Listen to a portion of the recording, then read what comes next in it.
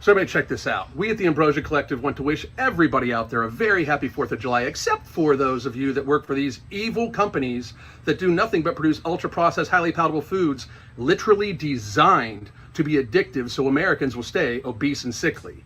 We realize this is a problem in America, so we thought at the Ambrosia Collective that there's no better way for Americans to celebrate their freedom and independence than by investing into their own health. So we thought we would help with that. So the 1st, 2nd, 3rd, and 4th of July, we are going to offer a 20% off site-wide deal at ambrosiacollective.com.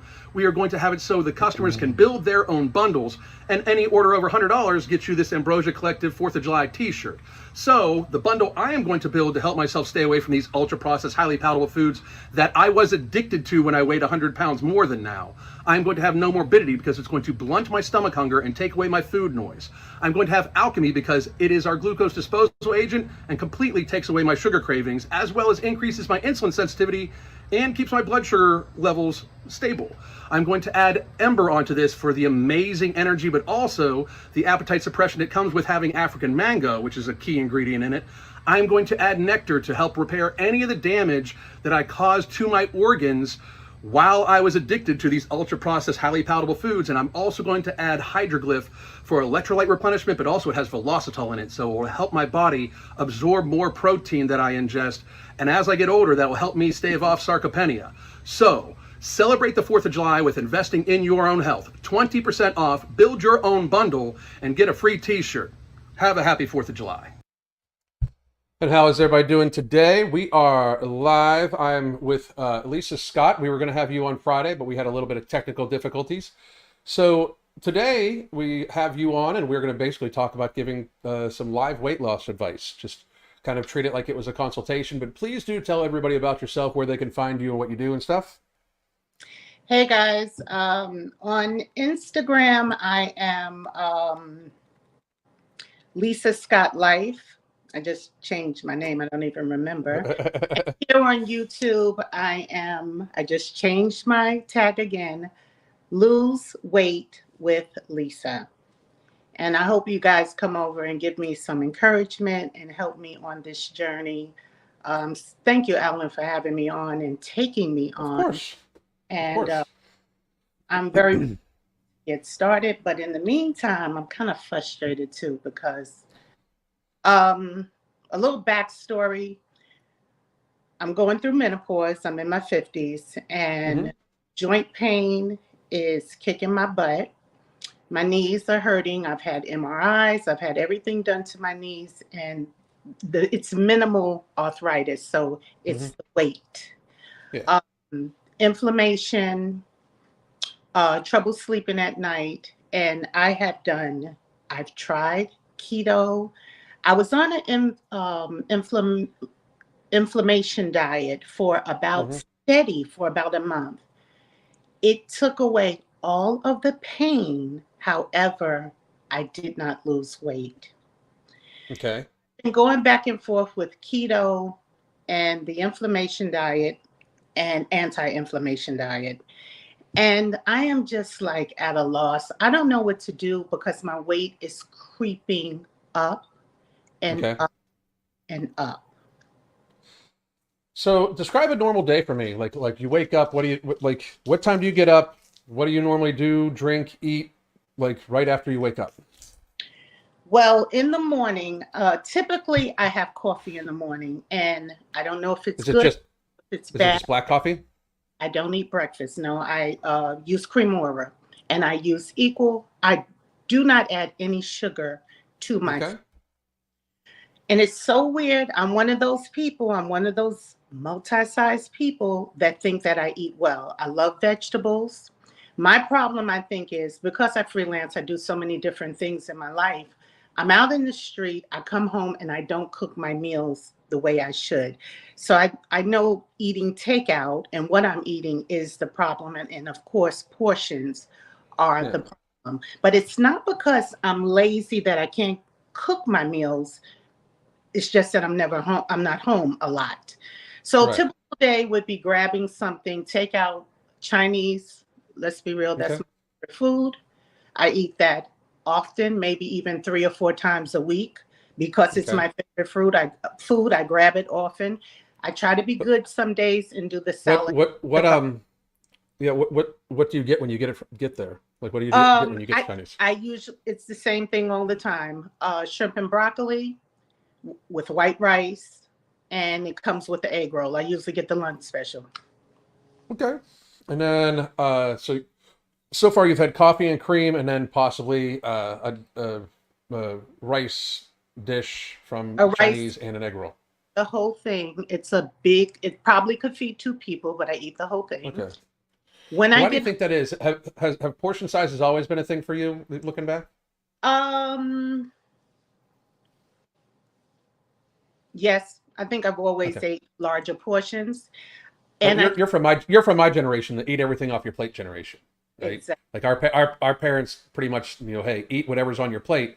And that's because our parents came from, like, our parents were World War II parents. So food was extremely, extremely scarce, right?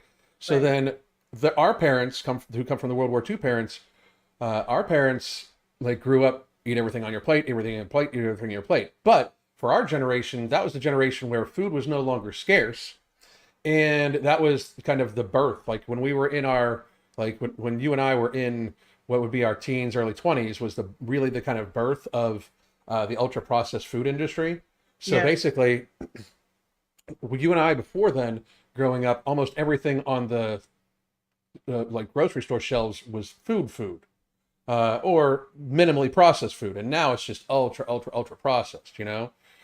right. Um, so It's what's dinner? now this is when I get into trouble. I'm not even hungry when I get home. Let's say it's about 6, 7 in the evening. Yeah. I'm thinking I'm cool. I just had shrimp and broccoli and my coffee for the day. I did good and I'm finished before 7 p.m. Okay. I Okay. have a night, showered, get in bed. About happened to me last night. Hmm. I dozed off, went to sleep. I woke up about 12:20 in the morning, AM. I said, "Oh, I was starving. I wanted something to eat so bad." And this happens pretty often, Alan. Okay. I made a cup of tea, tried to, because I didn't want coffee, but I said, let me make me my decaf tea and try to bring down the appetite. Did not work. I crept to the kitchen and I had had a sandwich wrapped up in tinfoil and I ate half of that. My cravings kick in every single night. Hmm. It's crazy, but that is my downfall, eating that late. And it's almost like I have to have something to eat, a snack, something to soothe me at night to put me to sleep. But during the day, I am pretty okay. But Okay. that nighttime feeding, it's killing me. Okay. And I So don't what you say about plus size people and sleeping. I did the sleep study. I have to go back and do the second half of the sleep study because I woke up 17 times on the first half. They couldn't even finish it. So I'm wow. trying to get that taken care of. So Hmm. maybe that can help me with my energy. And Oh it's my God. Yeah. waking up in the middle of the night is making me want to eat and go to the fridge. And I have So to say, when I ordered your medication, it kept my cravings down. I just didn't continue with it.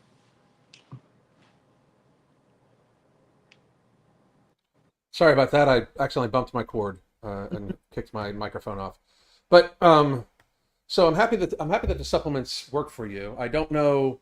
Like I would suggest that if it worked for you, you get them again. But somebody even just asked the next question I was about to ask in the chat about how much total daily hydration do you get, non-alcoholic beverage, coffee included. About how many ounces? I do a big 40 ounce every day because I have it in my car and I fill it up daily when I leave in the morning. Okay. Um, I have to add this in with my Chinese food. I go through McDonald's and I across the street and get me a Diet Coke. Okay. Is that And all you get from McDonald's? that's all I get from McDonald's. I mean, Okay. I'm just telling you a typical day. This is not every Yeah. day. Yeah. Every day is Yeah. different. Of course. Yeah. Every day is different. Some days I might cook something at home. Hmm. So here's how, like, my basic list of suggestion for you will be, and this is how I kind of see this working, right? So I'm going to give you some pieces of homework, and then you are going to keep track of it, right? And then here in about 2 weeks, we'll have you back on, and we'll check on that homework, and then we'll give you new homework, and then we'll see how that goes from there. So I don't want you a few things first, like I normally set up for clients. You're a female client going through menopause. I do not suggest that we weigh ourselves every day. I think that will be a lesson in brutality to yourself, because women in general, your guys' weight will fluctuate a pound or two almost every day if you allow it, just because you have higher than normal levels of adipose tissue and just your hormones are different than men.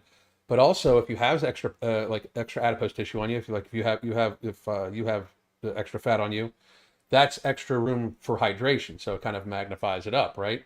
And then, like, when you look at how a woman can retain anywhere from like 5 to 10% of her body mass in fluid around her cycle, it's just going to be every 2 weeks. So, and then honestly, if we get it to the point where you're, consistently every 2 weeks losing weight, it'll go to once a month. It's not, the weight is not actually the important thing. Like, you get me? Like, the number on the scale is not nearly as important as the habits that would affect the number on the scale. I think that people give the scale a little bit too much power. For those, if you don't know, and those of you that don't know, I don't even own a scale. Once I lost weight, we realized that it was not a healthy scenario. Like, don't get me wrong, I weighed myself every week, just about, or every 2 weeks when I was losing the weight from 100 pounds up from this. But once I got to like a decently normalized weight, like within 5-10 pounds of where I'm at now, up and down, the scale became like too much of a thing, because then it was never a good number for me. As oftentimes, many times with women, it's not ever a good number, because a lot of times you'll step on it and think like, well, I was super diligent this week, I did really, really good, but you just happen to be retaining fluid that day, and it doesn't show you the results you're thinking about, right? The results you're thinking about, nature doesn't give a shit about that. like everybody has like, I want to lose 5 pounds a week. Like, well, some people can, some people can't. I would suggest that that's out of your reach.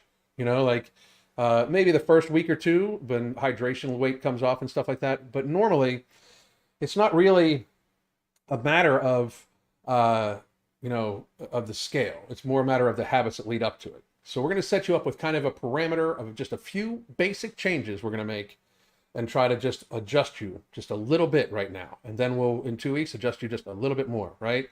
Mm-hmm. So the first thing I would like for you to do is you wake up to 20 to 30 ounces of water first thing. Like, the first thing you do, wake up, 20 to 30 ounces of water. Then you can have your coffee. Since you don't really eat breakfast, I highly doubt that'll probably make you not want to eat breakfast even less. I mean, it will probably make it so you're full. I do suggest that. So that's 20 to 30 ounces of fluid right there. I would like for you to get to 80 ounces of fluid by your midday. So we need another, about 60 to 50 to 60 ounces of fluid taken in by midday, by your first meal. Okay. And honestly, that's 80 ounces of fluid. If we look at where you should be at, if we really wanted it to push hard, we'd probably have you getting somewhere around 150 ounces of total fluid or more in a day. However, if we try that right now, you'll fucking hate me and never call me back, because it will be uncomfortable as fuck. So we're just gonna try to add the 20 to 30 ounces on in the morning, and then we're going to try to get up to 80 ounces by midday, and then there's going to be another 20 ounces bare minimum at your evening meal. And here's why. Okay, your evening meal, you are going to eat 75% of what you normally put on your plate, no matter what it is. You are going to drink 20 ounces of water, and you are going to wait for 20 minutes. Talk to somebody, cover up the rest of the food with a napkin, get it out of sight, out of mind, those sorts of things. And then you're going to wait 20 minutes, talking, doing whatever. If you are still hungry, you are going to eat the rest of that food, because this is not an exercise in hunger. This is an exercise in what are our portion sizes like, and we're teaching you to eat slower. Okay. So for instance, if I sit a 18-ounce steak on my plate and I eat 75% of it, which is somewhere around 12 ounces of it, I drink 20 ounces of water, I wait 20 minutes, and if I'm full, I put the rest of it up, and then I'll maybe eat it later if I get hungry. If not, it's just for leftover for tomorrow, and I'll probably do steak and eggs for my wife with it. But if I am hungry, I'm going to eat whatever I feel like eating out of the rest of it. Like if it's another 1 bite, 2 bites, or the rest of it, I'm going to eat it, right? The reason why I do this is most people that have extra weight on them, or tend to have extra weight or can have extra weight on them, most of us eat entirely too fast. Like I eat like somebody's trying to steal my food. Like I literally just kind of shovel that shit in, right? And that leads to overeating almost every meal you do it at, because you're eating faster than your biological mechanism to tell you you're full can register it, right? So that's one of the reasons why we wait the 20 minutes. 20 minutes allows the vagus nerve to tell your brain, to tell your fat cells to start making leptin, to then tell your brain that you're not hungry. Like that's literally how it works, right? So it takes about 20 or so minutes for the satiety sensation of food to catch up. And that's why we're doing those. So far, the 2 pieces of homework that we have just yet in are 20 to 30 ounces of fluid right at the beginning of the day, and an extra 20 ounces of fluid at your evening meal. And you're going to eat 75%, wait 20 minutes, and drink 20 ounces of water. Okay. That's the 2 pieces of homework so far. These are designed to habitually get you to slow down your eating, but also we're seeing if you are slightly over portion sized at one of your meals. And then the morning one will just help with hydration. I believe the first couple weeks we'll be shooting for anywhere from 100 to 120 ounces of fluid for you. That's actually what I just kind of registered out. It's 80 ounces before midday, 20 ounces at dinner. We'll probably pop it all up a little bit here in about 2 weeks. We'll probably try to add another 15 to 20 ounces and just creep it up towards the 150 range. Okay. But I think that will serve well for hydration for a little bit. Now, food-wise, at least 1 week, no processed carbohydrates at all. No sugar, no pasta, no bread. Okay? That is probably going to be tough. Right. And I'm wondering if that triggered me waking up in the middle of the night, because Almost definitely kind of happened. I've been kind of good, believe it or not. I lost 6 pounds. I was I believe that anybody that's trying can succeed. So I believe you. Okay. Okay. Okay. I believe you. So you ate some sugar. You ate some sugar in the evening, and that's what you think caused you to get hungrier or wake up, right? No, it did. I would agree with you. For me to wake up and crave something. I would agree with you. I would agree that that's probably causing some sort of insulinogenic response in your body that's causing your blood sugar levels to crave more blood sugar or more sugar, right? So those 3 things for at least the first week, and you can send me a message about this where you've been messaging me, okay? But you will no processed sugar, no flour, no bread, no pasta, okay? Just veggies and fruit, all right? Like I don't mind the equal in your coffee. Although I will say this, we will be doing another whole drill that I'm about to get to. So you'll be able to check it out. But so that's where we have set up. The last piece of homework I have for you, the very last piece, is our hunger scale. So when you wake before your first meal and before your evening meal, you're going to give a hunger score. This is right before. So when you first wake, you're going to give me a hunger score on a base of 0 to 10. 0 is you could not eat another bite of food if you tried. Like 0 is you just got done binging and you're almost nauseous. Like the thought of food makes you nauseous, right? That's a 0, right? 10 is you're full on binging, pretty much. A 5 hunger is you are not hungry, but you could eat if you had to, without feeling uncomfortable, if the choice was between eating now or eating 12 hours from now when you know you'd be overly hungry, right? And a 6 is basically you're getting slightly hungry, but you could wait another 4 or 5 hours if necessary. 7 is you're hungry, you're starting to think about food. 8 is food focused. 9 is making bad decisions. 10 is binging, okay? So those are the pieces of homework I have for you, right? And again, when clients come to us, and by the way, for any of you that would want to become a client, here's the link to all my services and all the supplements to do so. But I would suggest, like, you look at it this way.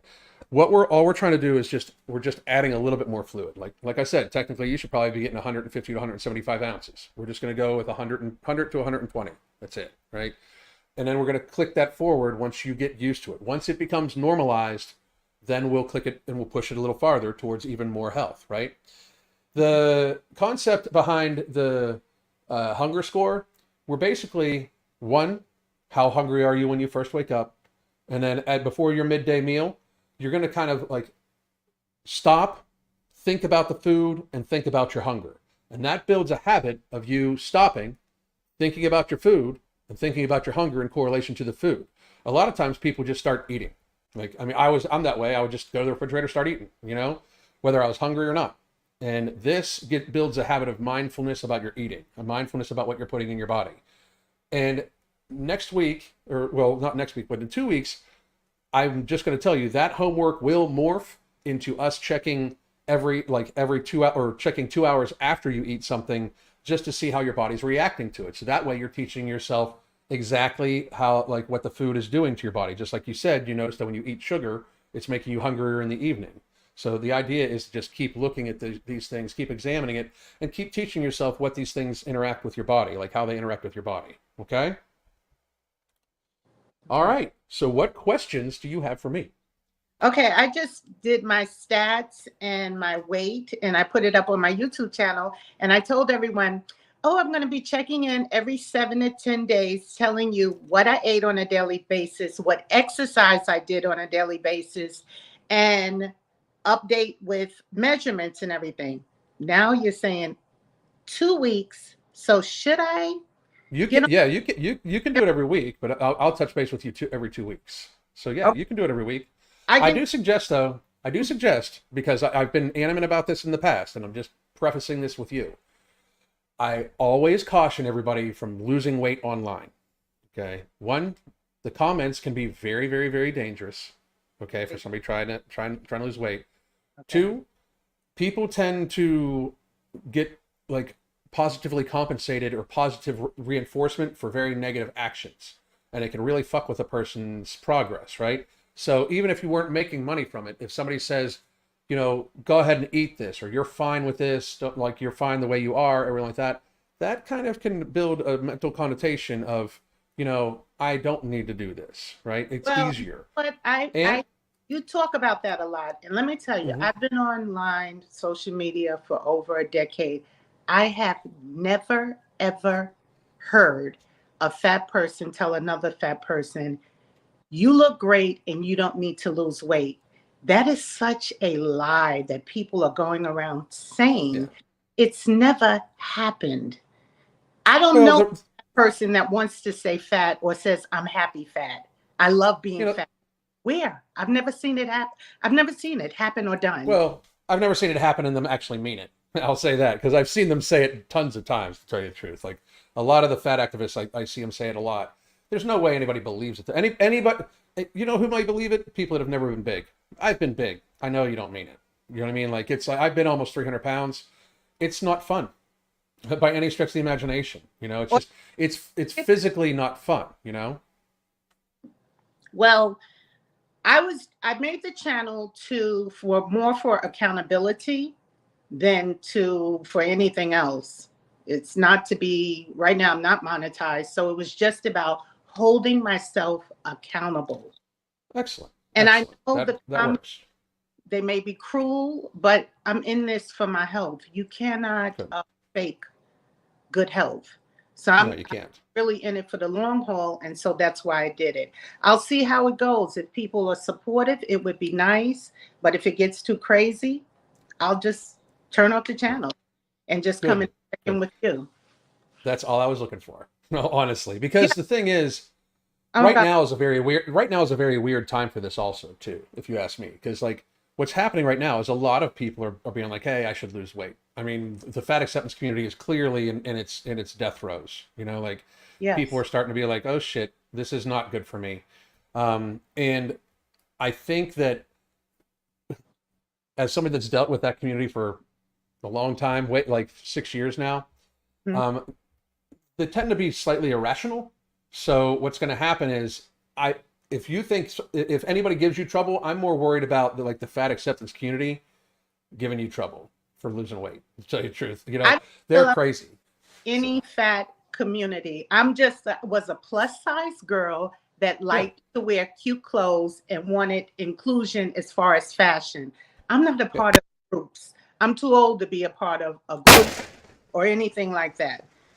My mom, this is her story to tell. She just had a health scare in May, something really serious, and it woke me up. And like I told you before, you said a lot of things too on that video you did about Honey TV or whatever her channel name is, and I was like, wow, this is my year to get this in check. This is my wake up call, especially what happened with my mom. I've been to the doctor the last couple of months, and she finally put me on high cholesterol medication. First month, I said, oh, I'll get it down. I know what I'm doing. I know I'm going to do the keto. I'm going to do the keto. Second month, she said, there's no changes. The third month, she was not bargaining with me anymore. So I had to get on the medication. That's another wake up call. So I don't care about a community and what they're saying, because let me tell you, when you're in your 20s, you have youth on your side.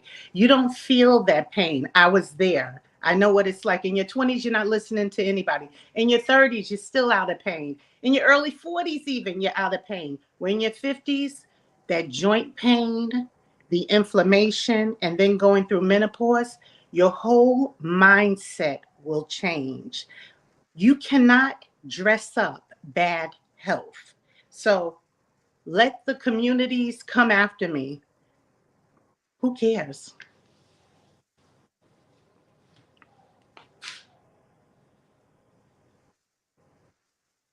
I don't hear you.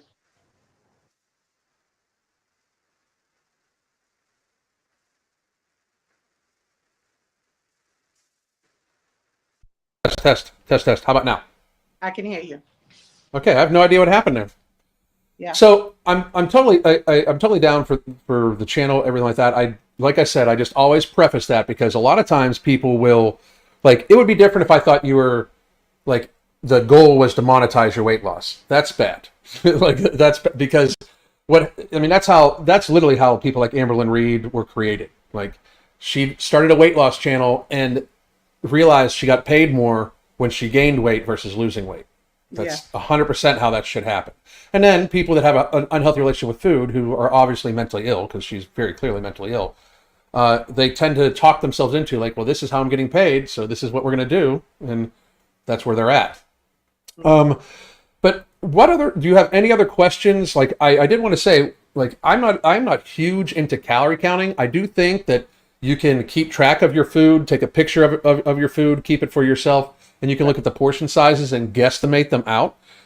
If I had an honest suggestion for you about calorie range, it would probably be somewhere between 1,400 and 1,800 calories for right now. And if 1,800 is where you're comfortable, you should still be able to lose a decent amount of weight eating 1,800 calories as an average, as long as we stay decently active.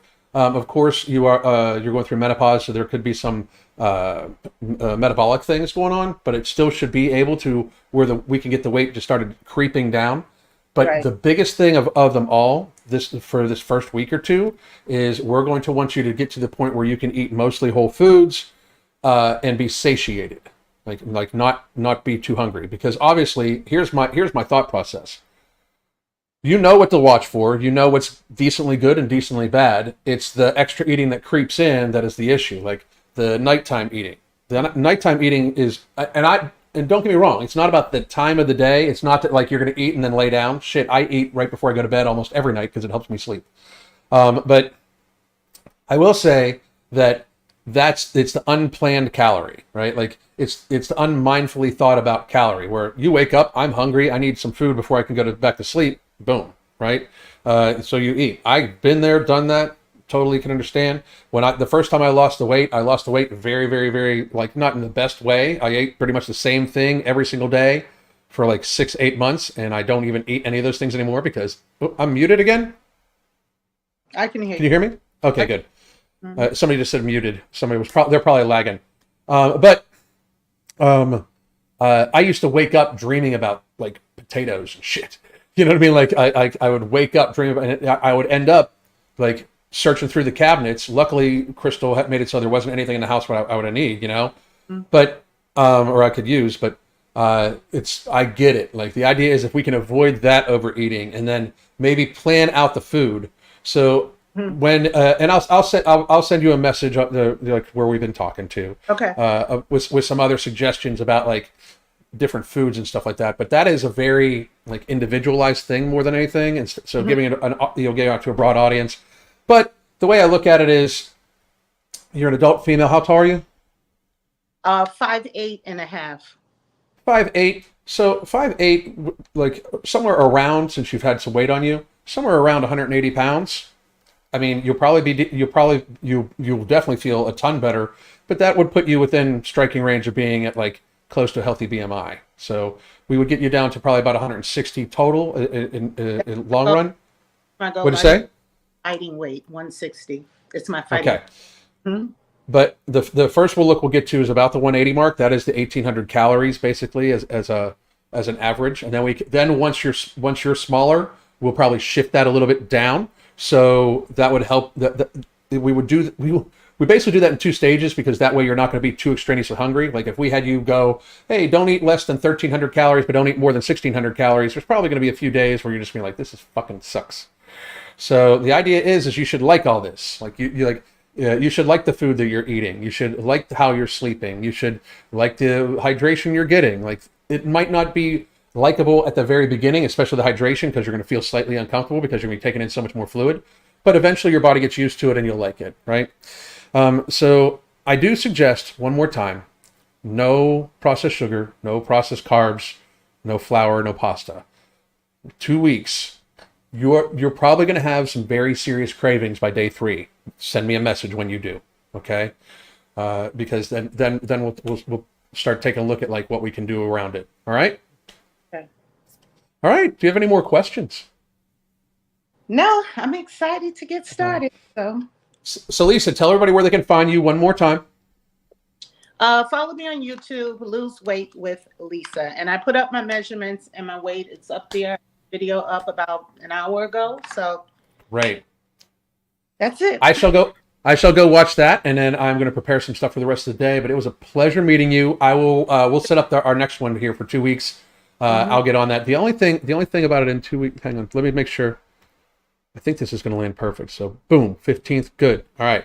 And then I can't see, I can't read. So thank you so much for coming in and watching the video with Alan and me. Oh yes, thank you very much, everybody. That's awesome. Thank you very much, Lisa.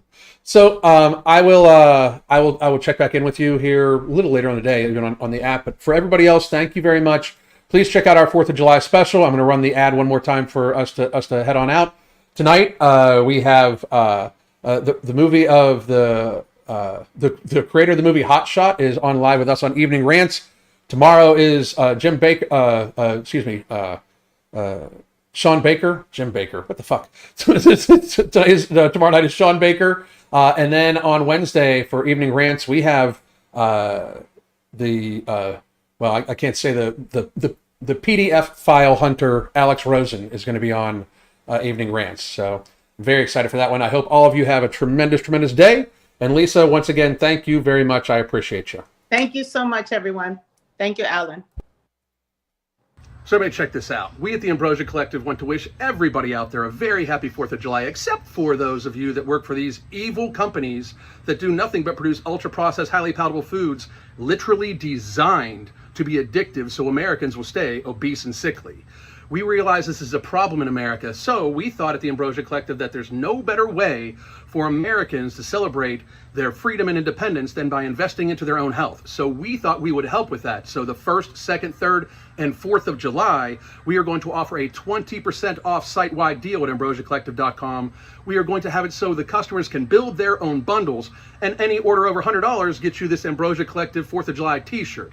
So the bundle I am going to build to help myself stay away from these ultra-processed, highly palatable foods that I was addicted to when I weighed 100 pounds more than now. I'm going to have no morbidity because it's going to blunt my stomach hunger and take away my food noise.